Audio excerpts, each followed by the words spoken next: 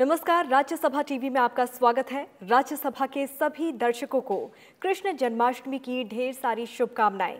इस वक्त की हर अहम खबर के साथ मैं हूं अंकिता सिंह। बुलेटिन में आपको बताएंगे, अंतर्राष्ट्रीय युवा दिवस के मौके पर उपराष्ट्रपति एम वेंकैया नायडू ने दुनिया भर के युवाओं से विश्व में सकारात्मक परिवर्तन के वाहक बनने की अपील की है। उपराष्ट्रपति एम वेंकैया नायडू ने नेताजी सुभाष चंद्र बोस पर लिखी गई किताब का आज विमोचन किया। साथ ही बात करेंगे एक खास टेक्स्ट प्रोग्राम की। प्रधानमंत्री नरेंद्र मोदी वीडियो कॉन्फ्रेंसिंग के जरिए कल पारदर्शी कराधान ईमानदार का सम्मान के लिए एक मंच की शुरुआत करेंगे। जानेंगे पूर्व राष्ट्रपति प्रणब मुखर्जी की सेहत का हाल। बुलेटिन में देश में कोविड की स्थिति की भी होगी बात। देश में कोरोना के मामले 23 लाख के पार पहुंच गए हैं, तो वहीं 16 लाख से अधिक लोग ठीक हो चुके हैं और रिकवरी रेट 70% से अधिक हो गया है। इन तमाम खबरों के अलावा देश दुनिया की हर खबर पर रहेगी नजर। शुरुआत करते हैं बुलेटिन की।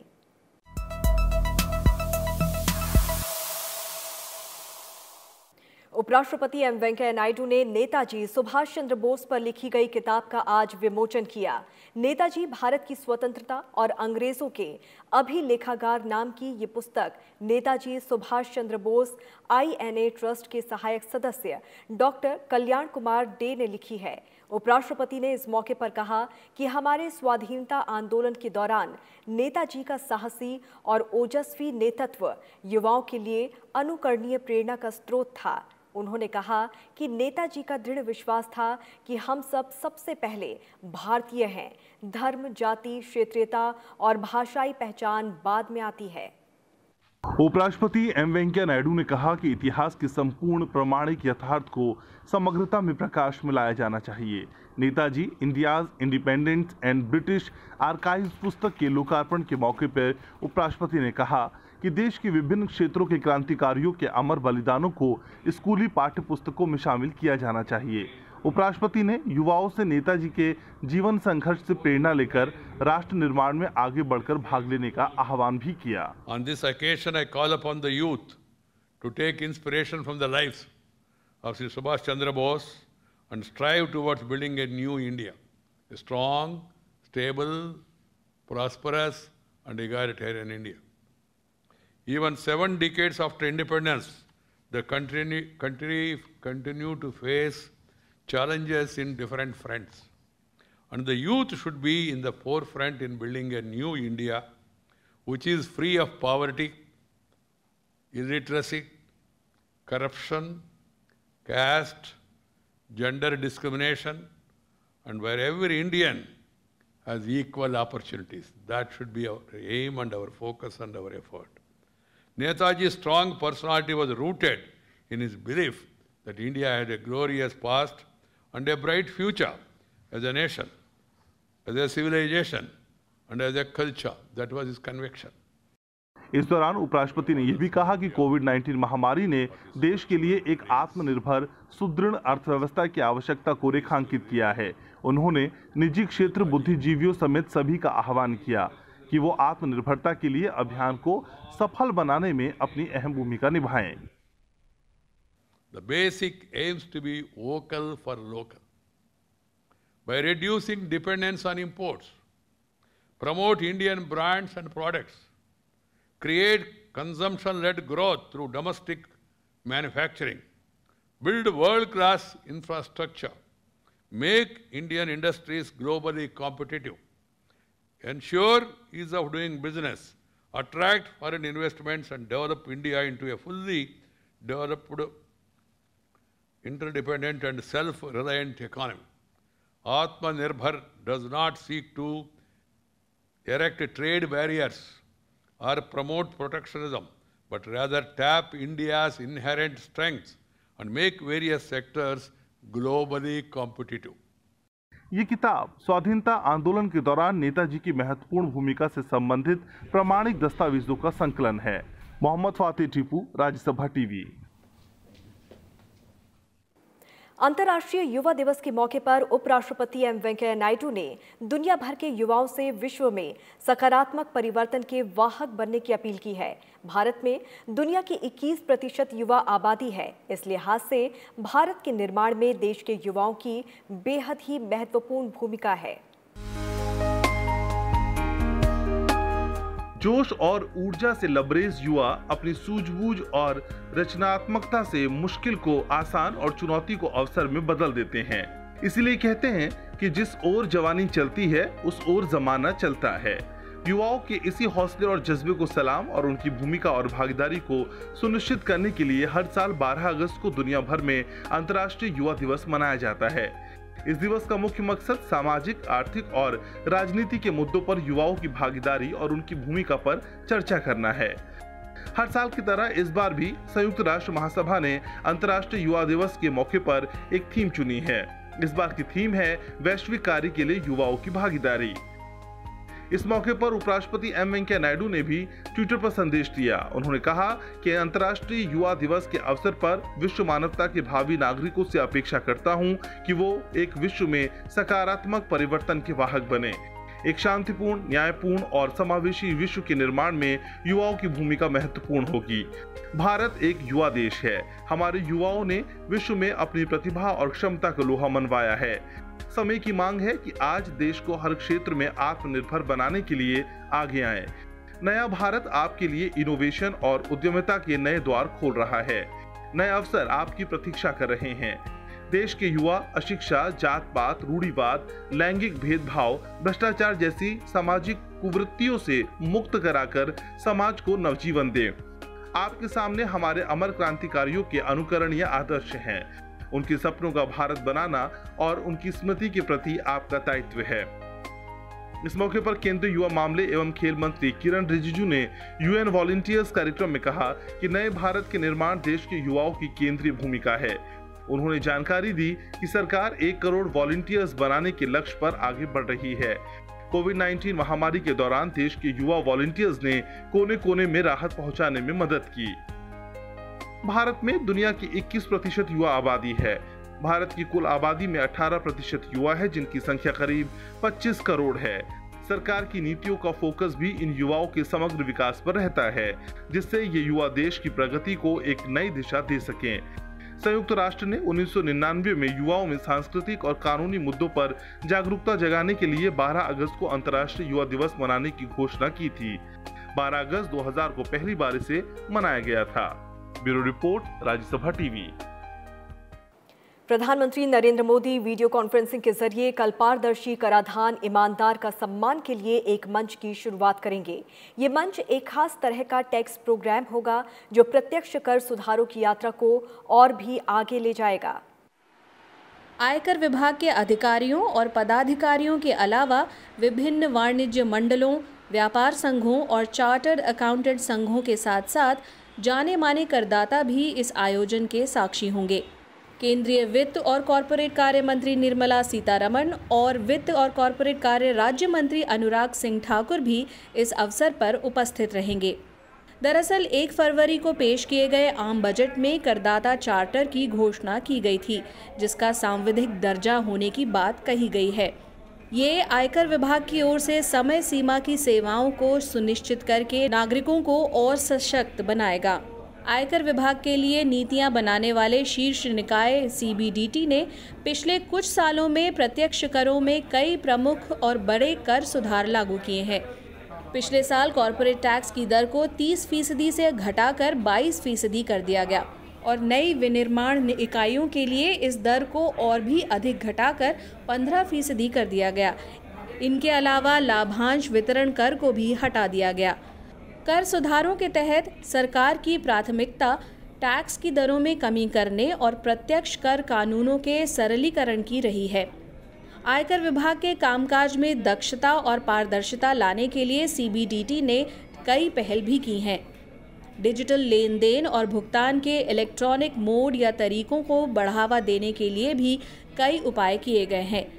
लंबित कर विवादों का समाधान प्रदान करने के लिए आयकर विभाग ने प्रत्यक्ष कर विवाद से विश्वास अधिनियम 2020 भी प्रस्तुत किया है, जिसके तहत वर्तमान में विवादों को निपटाने के लिए घोषणाएं दाखिल की जा रही हैं। आयकर विभाग के मुताबिक वो इन पहलों को आगे ले जाने के लिए प्रतिबद्ध हैं। विभाग ने कोविड काल में करदाताओं के लिए अनुपालन को आसान बनाने के लिए भी अनेक तरह के प्रयास किए हैं, जिनके तहत रिटर्न दाखिल करने के लिए वैधानिक समय सीमा बढ़ा दी गई है और करदाताओं के हाथों में नकदी प्रवाह बढ़ाने के लिए तेजी से रिफंड जारी किए गए हैं। कृति मिश्रा, राज्यसभा टीवी। देश में एक दिन में रिकॉर्ड 7,33,449 सैंपल टेस्ट किए और करीब 61,000 नए मामले सामने आए हैं। इसके साथ ही देश में कोरोना के मामले 23 लाख के पार पहुंच गए हैं। राहत की बात यह है कि अब तक 16 लाख से अधिक लोग ठीक हो चुके हैं और रिकवरी रेट 70% से अधिक हो गया है। वहीं मृत्यु दर घटकर 1.98% पर आ गई है। स्वास्थ्य मंत्रालय की ओर से जारी आंकड़ों के अनुसार बीते 24 घंटे में 60,963 मामले सामने आए हैं और 834 लोगों की मौत हुई है। देश में कोरोना संक्रमितों की संख्या 23,29,638 हो चुकी है। पिछले 24 घंटे में 56,110 मरीज ठीक हुए हैं, जिसके बाद रिकवरी रेट 70.38% हो गया है। अब तक कुल 16,39,599 मरीज ठीक हो गए हैं। कोरोना से मरने वालों की संख्या बढ़कर 46,091 हो चुकी है और देश में मृत्यु दर घटकर 1.98% पर पहुंच गई है। Indian council of medical research की ओर से जारी आंकड़ों के मुताबिक 11 अगस्त तक 2,60,15,297 नमूनों की जांच की गई है और कल एक दिन में रिकॉर्ड 7,33,449 सैंपल की जांच की गई। देश में बीते 24 घंटे में 60,000 से अधिक कोरोना के मामले सामने आए हैं। इसमें 48,000 से ज्यादा मामले केवल 10 राज्यों में दर्ज किए गए हैं। इसमें महाराष्ट्र, आंध्र प्रदेश, तमिलनाडु और कर्नाटक में सबसे अधिक केस सामने आए हैं। प्रधानमंत्री नरेंद्र मोदी ने कल सबसे ज्यादा पीड़ित 10 राज्यों के मुख्यमंत्रियों के साथ वीडियो कॉन्फ्रेंसिंग के जरिए बैठक कर हालात की समीक्षा की थी। कोरोना के आंकड़ों पर नजर डालें तो महाराष्ट्र में बीते 24 घंटे में 11,000 से ज्यादा मामले आए हैं। यहां अब तक 5,35,000 से अधिक मामलों की पहचान हो चुकी है।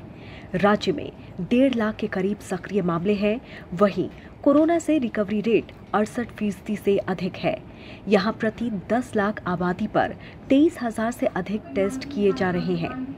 आंध्र प्रदेश में 9,000 से अधिक नए मामले सामने आए हैं और यहां 2,44,000 से अधिक लोग कोरोना से संक्रमित हो चुके हैं। राज्य में रिकवरी रेट 63% से अधिक है। यहां प्रति 10 लाख आबादी पर करीब 50,000 टेस्ट किए जा रहे हैं। तमिलनाडु में करीब 5,834 नए केस आए हैं। यहां अब तक 3 लाख से अधिक मामले आ चुके हैं। हालांकि यहां रिकवरी रेट 81% से अधिक है और मृत्यु दर 1.67% है। कोरोना टेस्ट की बात करें तो राज्य में प्रति 10 लाख जनसंख्या पर 44,000 से अधिक टेस्ट हो रहे हैं। कर्नाटक में बीते 24 घंटे में 6,000 से अधिक नए केस आए हैं और अब तक राज्य में 1,88,000 से अधिक कोरोना के केस आ चुके हैं, जिसमें 79,000 से अधिक लोगों का इलाज चल रहा है। यहाँ रिकवरी रेट करीब 56% है। परीक्षण की बात करें तो 10 लाख आबादी पर करीब 27,000 टेस्ट हो रहे हैं। उत्तर प्रदेश में भी 5,000 से ज्यादा नए केस दर्ज किए गए हैं। राज्य में कोरोना के मरीजों की संख्या 1,31,000 के पार पहुंच गई है। राज्य में कोरोना से रिकवरी रेट 61% से अधिक है और मृत्यु दर 1.65% है। उत्तर प्रदेश में 10 लाख जनसंख्या पर 14,000 से अधिक टेस्ट हो रहे हैं। बिहार में बीते एक दिन में 3,500 से अधिक नए केस सामने आए हैं। यहाँ अब तक कोरोना के 86,000 से अधिक मरीज सामने आ चुके हैं। राज्य में रिकवरी रेट 65% से अधिक है और मृत्यु दर 0.5% से कम है। यहाँ 10 लाख आबादी पर करीब 10,000 टेस्ट हो रहे हैं। पश्चिम बंगाल में भी 3,000 के करीब मामले नए दर्ज किए गए हैं। यहाँ 1 लाख से अधिक केस आ चुके हैं और राज्य में रिकवरी रेट 72% से अधिक है। पश्चिम बंगाल में 10 लाख आबादी पर करीब 12,000 टेस्ट हो रहे हैं। तेलंगाना में अब तक 84,500 से अधिक केस आ चुके हैं। पिछले 24 घंटे में 1,897 नए केस आए हैं। राज्य में 22,000 से अधिक सक्रिय मामले हैं। यहाँ रिकवरी रेट 72.5% है। यहाँ 10 लाख की आबादी पर 17,000 से अधिक टेस्ट किए गए हैं। गुजरात और पंजाब में भी बीते 24 घंटे में 1,000 से अधिक नए मामले हैं। गुजरात में अब तक 73,000 से अधिक केस आ चुके हैं। यहाँ रिकवरी रेट 77% से अधिक है और 10 लाख आबादी पर 15,000 से अधिक टेस्ट हो रहे हैं। पंजाब में 1,000 नए केस आए हैं। राज्य में अब तक कुल 25,889 मामले आ चुके हैं। यहाँ 8,000 से अधिक सक्रिय मामले हैं। रिकवरी रेट 64% से अधिक है। राज्य में प्रति 10 लाख आबादी पर 23,000 से अधिक जांच की जा रही है। Bureau report, Rajya Sabha TV. Corona की वैक्सीन खरीदने और उसके इस्तेमाल संबंधी पहलुओं पर विचार करने के लिए नीति आयोग के सदस्य डॉक्टर वीके पॉल की अध्यक्षता वाली विशेषज्ञ समिति की आज बैठक हुई। स्वास्थ्य मंत्रालय के सचिव भी बैठक में मौजूद थे। विशेषज्ञ समूह ने वैक्सीन ट्रायल प्रक्रिया पर नजर रखने, सूची प्रबंधन और वैक्सीन के वितरण प्रणाली की रणनीति पर चर्चा की और इसके लिए एक डिजिटल बुनियादी ढांचे के निर्माण और कार्यान्वयन तंत्र बनाने पर विचार विमर्श किया। समिति ने कोविड-19 वैक्सीन की खरीद के लिए आवश्यक वित्तीय संसाधनों के विकल्पों पर चर्चा की। कोविड-19 वैक्सीन के लिए वितरण प्लेटफॉर्मों, कोल्ड चेन से जुड़े बुनियादी ढांचे को लेकर मौजूद विकल्पों पर भी विचार किया गया। बैठक में टीका सुरक्षा और निगरानी से संबंधित मुद्दों पर भी चर्चा की गई, जिसमें पारदर्शी जानकारी और जागरूकता के माध्यम से सामुदायिक भागीदारी के लिए रणनीति पर विचार किया गया। समिति ने भारत के घरेलू वैक्सीन निर्माण क्षमता का लाभ उठाने और सभी अंतर्राष्ट्रीय भागीदारों के साथ देश के साथ कम और मध्यम आय वाले देशों में भी टीके के शीघ्र वितरण के प्रयास के विकल्पों पर बातचीत की। दिल्ली के आर्मी रिसर्च एंड रेफरल अस्पताल में भर्ती पूर्व राष्ट्रपति प्रणब मुखर्जी की हालत बेहद नाजुक है। सोमवार को आरआर अस्पताल में पूर्व राष्ट्रपति की ब्रेन सर्जरी की गई थी। मस्तिष्क में जमे खून के थक्के को हटाने के लिए की गई इस सर्जरी के बाद उन्हें वेंटिलेटर सपोर्ट पर रखा गया है। मेडिकल जांच में वो कोरोना पॉजिटिव भी पाए गए। देश भर में पूर्व राष्ट्रपति के स्वास्थ्य को लेकर कामना की जा रही है। वहीं प्रणब मुखर्जी की बेटी शर्मिष्ठा मुखर्जी ने ट्वीट कर पूर्व राष्ट्रपति प्रणब मुखर्जी को मिले भारत रत्न सम्मान की यादें ताज़ा की। शर्मिष्ठा ने ट्विटर पर लिखा, पिछले साल 8 अगस्त का दिन मेरी जिंदगी के सबसे खुशी के दिन में से एक था, जब मेरे पिता को भारत रत्न से सम्मानित किया गया। अब 1 साल बाद 10 अगस्त को वो गंभीर रूप से बीमार हो गए। भगवान सबकी दुआ सुने, अच्छा करे और मुझे जिंदगी के सुख दुख स्वीकार करने की क्षमता दे। सभी का शुक्रिया। दुनिया में कोरोना संक्रमितों की संख्या बढ़कर 2 करोड़ 3 लाख के पार पहुंच चुकी है। अभी करीब 70 लाख सक्रिय मामले हैं और 1 करोड़ 26 लाख से अधिक लोग ठीक हो चुके हैं। इस जानलेवा वायरस की चपेट में आने से अब तक 7,41,000 से अधिक लोग जान गंवा चुके हैं। कोरोना वायरस से सबसे ज्यादा प्रभावित देश अमेरिका में कोरोना से अब तक 51,41,000 से अधिक लोग इस वायरस से संक्रमित हैं और 1,64,000 लोगों की मौत हो चुकी है। वहीं सक्रिय मामलों की संख्या 32,61,000 से अधिक है। कोरोना से सबसे ज्यादा प्रभावित दूसरा देश ब्राजील है। यहाँ अब तक 30,57,000 से अधिक लोग संक्रमित हो चुके हैं। वहीं 1 लाख से ज्यादा लोगों की मौत हो चुकी है। ब्राजील में वायरस को हराकर ठीक होने वालों की संख्या करीब 24.5 लाख हो चुकी है। तीसरे नंबर पर इस वायरस से सबसे ज्यादा प्रभावित देश भारत है। यहाँ अब तक 23 लाख से अधिक लोग संक्रमित हुए हैं। चौथे नंबर पर रूस देश है, जहाँ 9 लाख लोग संक्रमित हैं और अब तक करीब 15,000 लोगों की मौत हो चुकी है और 1,76,000 सक्रिय मामले हैं। दक्षिण अफ्रीका में 5,66,000 से अधिक लोग संक्रमित हो चुके हैं, जिसमें 10,000 से अधिक लोगों की मौत हो चुकी है। Bureau report, Rajya Sabha TV. भारी बारिश की वजह से देश के कई राज्य बाढ़ से पीड़ित हैं। नदियों के जल स्तर में बढ़ोतरी से कई इलाके डूब गए हैं और लाखों लोग बेघर हो गए हैं। प्रधानमंत्री नरेंद्र मोदी खुद हालात पर नजर बनाए हुए हैं। हाल ही में उन्होंने बाढ़ पीड़ित राज्यों के मुख्यमंत्रियों के साथ बैठक कर हालात का जायजा लिया।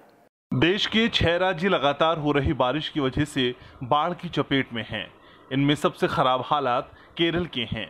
इसके अलावा कर्नाटक, महाराष्ट्र, उत्तर प्रदेश, बिहार और असम में बाढ़ जैसे हालात हैं। केरल में इसी महीने की शुरुआत से ही भारी बारिश हो रही है। यहाँ बाढ़ से 6 जिले बुरी तरह पीड़ित हैं और हजारों लोग बेघर हो गए हैं। कर्नाटक में बाढ़ से 12 जिले बुरी तरह से पीड़ित हैं। यहाँ बाढ़ और भूस्खलन से अब तक 16 लोगों की मौत हो चुकी है, वहीं 4 लोग लापता हैं। बाढ़ से 33,000 हेक्टेयर में लगी फसल बर्बाद हो गई। महाराष्ट्र में इसी महीने की शुरुआत से लगातार हो रही बारिश से कई इलाके जलमग्न हो गए हैं। मौसम विभाग ने यहां 15 अगस्त तक भारी बारिश की आशंका जताई है। उत्तर प्रदेश में बाढ़ पीड़ित जिलों की संख्या 19 से घटकर 16 रह गई है, लेकिन बाढ़ से अब भी 517 गांव प्रभावित हैं। इनमें से 268 गांवों का संपर्क बाकी स्थानों से कट गया है। बिहार में बाढ़ से हालात खराब हो गए हैं। कई पुलों और बांध के टूटने से 16 जिलों के 75 लाख पीड़ित हैं। असम में बाढ़ की स्थिति में सुधार है, लेकिन राज्य के 3 जिलों में करीब 14,000 लोग अब भी बाढ़ से जूझ रहे हैं। यहाँ बाढ़ और भूस्खलन से अब तक 136 लोगों की जान जा चुकी है। पूरे राज्य में 5,984 हेक्टेयर खेतों में खड़ी फसल तबाह हो गई है। वहीं संयुक्त राष्ट्र और यूरोपीय संघ ने बाढ़ पीड़ित राज्यों की मदद के लिए हाथ आगे बढ़ाया है। संयुक्त राष्ट्र महासचिव के प्रवक्ता स्टीफन दुजारिक ने कहा है कि यूएन बाढ़ पीड़ित लोगों को मानवीय समर्थन और सहायता के लिए तैयार है। वहीं यूरोपीय संघ ने भारत, बांग्लादेश और नेपाल के लिए 14.5 करोड़ रुपए की मदद देने का फैसला लिया है। ये फंड इस साल की शुरुआत में आपदाओं के लिए दिए गए 15 करोड़ 85 लाख रुपए से अलग होगा। Bureau report, Rajya Sabha TV. आयकर विभाग ने चीनी नागरिकों और उनके भारतीय सहयोगियों की फर्जी कंपनियों के जरिए चलने वाले हवाला रैकेट का खुलासा किया है। विभाग ने इन फर्जी कंपनियों के जरिए धन शोधन और हवाला में शामिल चीनी कंपनियों के परिसरों, इनके करीबियों और इनसे जुड़े बैंक कर्मचारियों के खिलाफ छापेमारी की। जांच से पता चला है कि इन चीनी व्यक्तियों के इशारे पर विभिन्न फर्जी संस्थाओं में 40 से अधिक बैंक खाते खोले गए थे और एक निश्चित समय अवधि के भीतर ही इनमें 1,000 करोड़ रुपए से अधिक की धनराशि जमा की गई थी। सीबीडीटी के मुताबिक चीनी कंपनियों और उनके सहयोगियों ने भारत में रिटेल शोरूम खोलने के नाम पर 100 करोड़ रुपए का एडवांस भी लिया था। नेपाल के विवादित नक्शे और नेपाली प्रधानमंत्री केपी शर्मा ओली की ओर से भगवान राम के जन्म स्थान को लेकर और अन्य विवादित बयानों के बीच दोनों देशों के बीच 9 महीने बाद विदेश मंत्रालय स्तर की बातचीत होने जा रही है। काठमांडू में होने वाली इस वर्चुअल बातचीत को दोनों पक्षों की ओर से अच्छी पहल के तौर पर देखा जा रहा है। भारत और नेपाल के विदेश मंत्रालय के अधिकारी 17 अगस्त को नेपाल की राजधानी काठमांडू में वर्चुअल बैठक करेंगे। नेपाल में भारत के राजदूत विनय मोहन क्वात्रा बैठक में भारतीय दल का नेतृत्व करेंगे, जबकि नेपाल की तरफ से विदेश मंत्रालय में सचिव शंकर दास बैरागी वार्ता में शामिल होंगे। इस बातचीत को आर्थिक और विकास से जुड़े मुद्दों को लेकर होने वाली नियमित अंतराल की वार्ता बताया जा रहा है। इसका आयोजन दोनों देशों के बीच द्विपक्षीय परियोजनाओं के कार्यान्वयन की समीक्षा करने के लिए संयुक्त निरीक्षण समिति की बैठक के रूप में होगा। 2016 में नेपाल के तत्कालीन प्रधानमंत्री पुष्प कमल दहल भारत आए थे। तब दोनों देशों ने आपसी विवाद सुलझाने और सहयोग बढ़ाने के लिए एक तंत्र स्थापित किया था। 17 अगस्त को प्रस्तावित बैठक इसी तंत्र के तहत 8वीं बातचीत होगी। इससे पहले भारत नेपाल के बीच पिछले साल जुलाई में इसी तंत्र के तहत वार्ता हुई थी, जिसमें cross border rail link, petroleum pipeline, सड़क, पुल, एकीकृत बॉर्डर चेक पोस्ट, ऊर्जा, सिंचाई और भूकंप के बाद पुनर्निर्माण जैसे परियोजनाओं के कार्यान्वयन की समीक्षा की गई थी। 17 अगस्त को होने वाली इस वर्चुअल बातचीत को लेकर नेपाल के विदेश मंत्री प्रदीप गयावली ने मंगलवार को कहा कि भारत और नेपाल सीमा मतभेद के बंधक नहीं बन सकते, लिहाजा आपस में बातचीत बेहद जरूरी है। नेपाल के प्रधानमंत्री ने कहा कि भारत के साथ नेपाल की साझेदारी सकारात्मक दिशा में बढ़ेगी। अखिलेश सुमन, राज्यसभा टीवी। अमेरिकी राष्ट्रपति पद के लिए डेमोक्रेटिक पार्टी के उम्मीदवार जो बाइडेन ने उपराष्ट्रपति पद के लिए कमला हैरिस को चुना है। वो इस पद की पहली महिला और अश्वेत उम्मीदवार हैं। कमला के चुनाव में आने से अमेरिका के चुनावी समीकरण और भी दिलचस्प हो गए हैं। मंगलवार को अमेरिकी राष्ट्रपति पद के डेमोक्रेटिक उम्मीदवार जो बाइडेन ने ट्वीट के जरिए बताया कि वो कैलिफोर्निया की सेनेटर कमला हैरिस को उपराष्ट्रपति पद के लिए चुनेंगे। इस समाचार के आने से कुछ हफ्तों पहले तक ये दोनों शख्सियतें आमने सामने थीं। डेमोक्रेटिक पार्टी की प्रेसिडेंशियल डिबेट में कमला हैरिस ने तो जो बाइडेन पर रंग भेद के समर्थन का आरोप भी लगाया था। तब उनकी बचपन की ये तस्वीर सोशल मीडिया पर बहुत ट्रेंड हो रही थी। थोड़े दिनों पहले जब जो बाइडेन की दावेदारी पक्की हो गई थी, तब भी एक तस्वीर छपी जिसमें जो बाइडेन ने उपराष्ट्रपति की उम्मीदवारों की लिस्ट में कमला हैरिस का नाम सबसे ऊपर लिखा था। इस खबर के आते ही बराक ओबामा, हिलरी क्लिंटन, सूजन राइस जैसी हस्तियों ने ट्वीट कर कमला हैरिस की उम्मीदवारी पर खुशी जताई। अमेरिकी वोटर भी कमला हैरिस से काफी उम्मीदें रखते हैं। I think it's great news. I think it's long overdue for us to have a black woman, a minority woman, be vice president. She's an HBCU graduate here from Washington, D.C. at Howard University. So I think just the representation, I think it's long overdue. I think we need a lot of diversity and more in the White House especially, so we can see more people that we can look up to that relate to us as far as race or gender. And seeing Biden and Kamala, I think that's a good combination for America. Kamala Harris की मां श्यामला गोपालन दक्षिण भारत से संबंध रखती थीं, जबकि उनके पिता डोनाल्ड हैरिस जमैका से थे। इस तरह से देखा जाए तो वो दक्षिण एशियाई और अफ्रो अमेरिकन दोनों समुदायों का प्रतिनिधित्व करती हैं।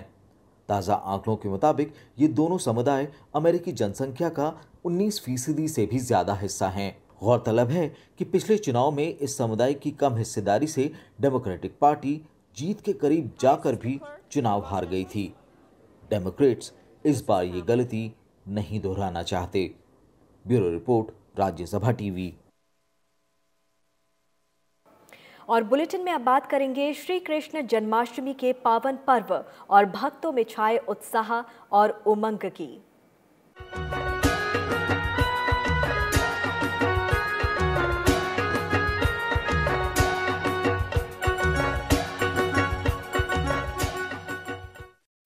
कान्हा के जन्म उत्सव की खुशी में पूरे देश में जन्माष्टमी का त्योहार धूमधाम से मनाया जा रहा है। देश के विभिन्न हिस्सों समेत श्री कृष्ण जन्मभूमि मथुरा में इस मौके पर खासा उत्साह देखने को मिल रहा है। इस पावन पर्व पर राष्ट्रपति, उपराष्ट्रपति, प्रधानमंत्री और लोकसभा अध्यक्ष ने देशवासियों को शुभकामनाएं देते हुए लोगों के मंगल स्वास्थ्य की भी कामना की है।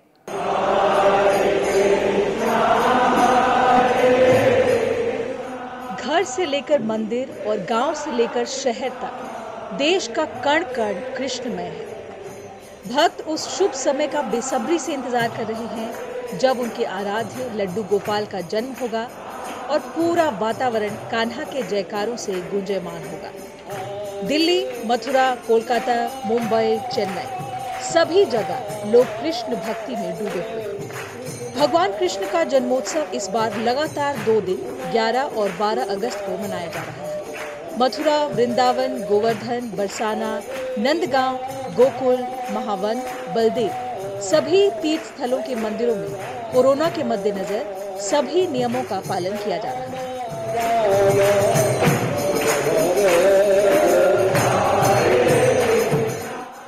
राष्ट्रपति रामनाथ कोविंद ने लोगों को जन्माष्टमी की शुभकामनाएं देते हुए कोविड-19 के खिलाफ देश की लड़ाई में अग्रिम मोर्चे पर काम कर रहे कोरोना योद्धाओं के प्रयासों की सराहना की है। उन्होंने कहा कि भगवान श्री कृष्ण हमें एक ऐसे समाज की स्थापना के लिए प्रेरित करते हैं जो न्यायप्रिय, संवेदनशील और करुणामय हो। कर्मयोग का उनका संदेश फल की चिंता किए बिना अपने दायित्वों पर ध्यान केंद्रित करने का आह्वान करता है। उपराष्ट्रपति एम वेंकैया नायडू ने देशवासियों को जन्माष्टमी की शुभकामनाएं और बधाई देते हुए कहा कि ये दिन आपके और आपके स्वजनों के जीवन में खुशहाली, उल्लास, स्वास्थ्य और समृद्धि लाए। उपराष्ट्रपति ने कहा कि हमारी संस्कृति में श्री कृष्ण पूर्ण पुरुष हैं। योगेश्वर श्री कृष्ण की दिव्य विराटता में तीनों गुणों का योग है। ज्ञान योग, कर्म योग और भक्ति योग उन्हीं की विराटता के आयाम हैं। निष्काम कर्म के अधिष्ठाता देवता श्री कृष्ण आसक्ति और आस्तिकता के अंतर में व्याप्त हैं। श्री कृष्ण के जन्मोत्सव के मौके पर प्रधानमंत्री नरेंद्र मोदी ने ट्वीट कर देशवासियों को श्री कृष्ण जन्माष्टमी की बधाई दी। प्रधानमंत्री ने अपने ट्वीट में लिखा है, सभी देशवासियों को जन्माष्टमी के पावन पर्व पर शुभकामनाएं। वहीं लोकसभा अध्यक्ष ने भी देशवासियों को श्री कृष्ण जन्माष्टमी की शुभकामनाएं देते हुए सभी के जीवन में खुशहाली व आरोग्य से समृद्धि करने की प्रार्थना की है। हालांकि इस साल कोरोना संक्रमण से बचाव को लेकर भक्त जन्मभूमि स्थल पर जाकर इसका पूरा आनंद नहीं उठा पा रहे हैं, लेकिन लाइव टेलीकास्ट के जरिए कान्हा के जन्मोत्सव से जुड़ा कार्यक्रम देखा जा सकता है। Bureau report, Rajya Sabha TV. इसी के साथ इस बुलेटिन में फिलहाल इतना ही। आप जुड़े रहिए राज्यसभा टीवी के साथ। नमस्कार।